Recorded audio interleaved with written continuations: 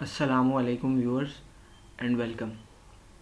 KC 100 इस week में 1400 point plus रहा और ये वीक भी और नेक्स्ट वीक भी रिलीजियस फेस्टिवल की वजह से शॉर्ट है, हॉलीडे सीज़न है तो, लेकिन फिर भी एक्टिविटी फुल रही। 516 मिलियन का volume as compare to 829 million का वॉल्यूम। और इस वक्त टेक्निकल्स में देखें तो ये एक हिस्टोरिकल हाई पे है और ब्रेकआउट भी हुआ है। ये एक रेंज थी जिसमें कुछ अर्सा मार्केट रही और उसके बाद फिर अब नए हाईस लगाते हुए अगर इस रेंज को ऊपर रखेंगे तो इसका टारगेट जो है वो टारगेट प्राइस तो ऊपर की बन रही है। मुमकिन तौर पे ये भी अचीव हो जाएगा, लेकिन इंडेक्स तो चूंकि ट्रेड नहीं होता तो पैसे तो स्क्रिप्ट्स में बनने हैं। अभी ज़रा इसको इंडेक्स को डेली बेस पे देखते हैं। डेली बेस पे वही फॉर्मेशन जो है वो नुमाया हो जाएगी। ये हिस्टोरिकल हाई जो दिसंबर 2023 में पोस्ट हुआ था उससे इस वक्त ऊपर ट्रेड होते हुए, और बिल्कुल शॉर्ट टर्म में ये होगा कि जिस दिन प्रीवियस डे का लो ब्रेक होगा उस दिन थोड़ा फिर मार्केट प्रेशर में आ सकती है। एक तो ये था और ऊपर 65,300 जो है 3 टाइम रेजिस्ट हुआ, फोर्थ टाइम पे उसके ऊपर प्राइस ट्रेड होती रही और फिर थोड़ा सा नीचे आने के बाद नई लेग इसने ऊपर की बना दी।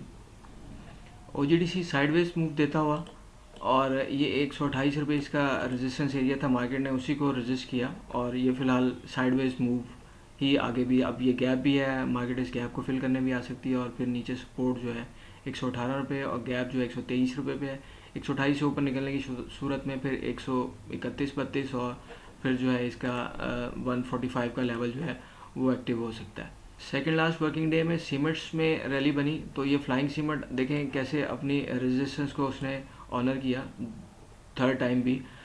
ये ब्रेकआउट हुआ था, उसके बाद ये ब्रेकआउट एरिया, उसके बाद मार्केट वापस उस एरिया को टेस्ट करने के लिए आई और वहाँ पे काफ़ी अर्सा जो है वो 6.5 के एरिया में ट्रेड होते हुए फिर 8.5 का प्रॉफिट टेकिंग एरिया। अब इसे 9 रुपये से ऊपर ट्रेड होना क्लोजिंग बेसिस पे और सस्टेन करना ज़रूरी है फर्दर इसमें अपवर्ड रैली के लिए।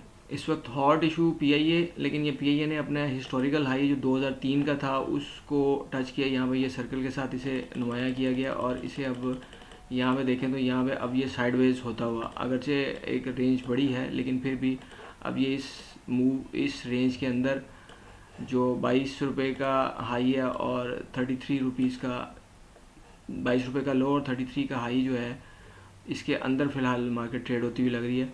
वैसे तो हायर हाइज लग रहे हैं, ट्रेंड बुल है, अभी फ़िलहाल मंदी के कोई असर नहीं, लेकिन ये थोड़ा जो है मोमेंटम स्लो होते हुए लग रहा है। GHNI ने ब्रेकआउट लिया हुआ है और ये इसमें रेजिस्टेंस एरिया बनेगा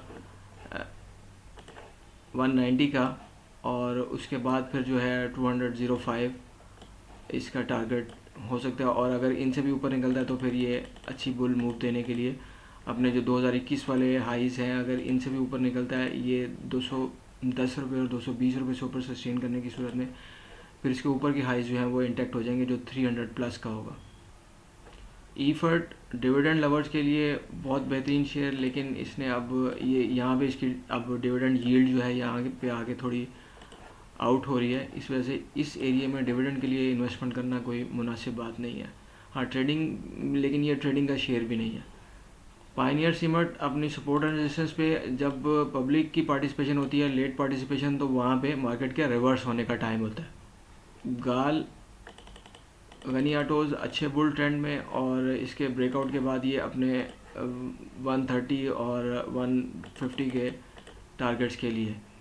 पाकिस्तान पेट्रोलियम भी साइडवेज मूव देते हुए और कैसे उसने अपनी ट्रेंड लाइन को रेजिस्ट किया 114 रुपये और 15 रुपये का एरिया। रिफाइनरी सेक्टर में सिनर्जी अपनी अलहदा मूव देते हुए, अटक रिफाइनरी और नेशनल रिफाइनरी भी अपनी अलहदा मूव देते हुए फ़िलहाल ये साइडवेज में है।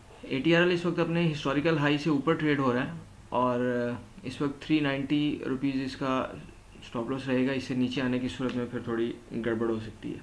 टॉम सेल बुल ट्रेंड में और रेजिस्टेंस एरिया में आगे साइडवेज होता हुआ। तो व्यूअर्स ये बाय सेल कॉल्स नहीं है, बल्कि ये टेक्निकल एनालिसिस की बुनियाद पे देखा जाता है कि मार्केट किस तरह से परफॉर्म कर सकती है।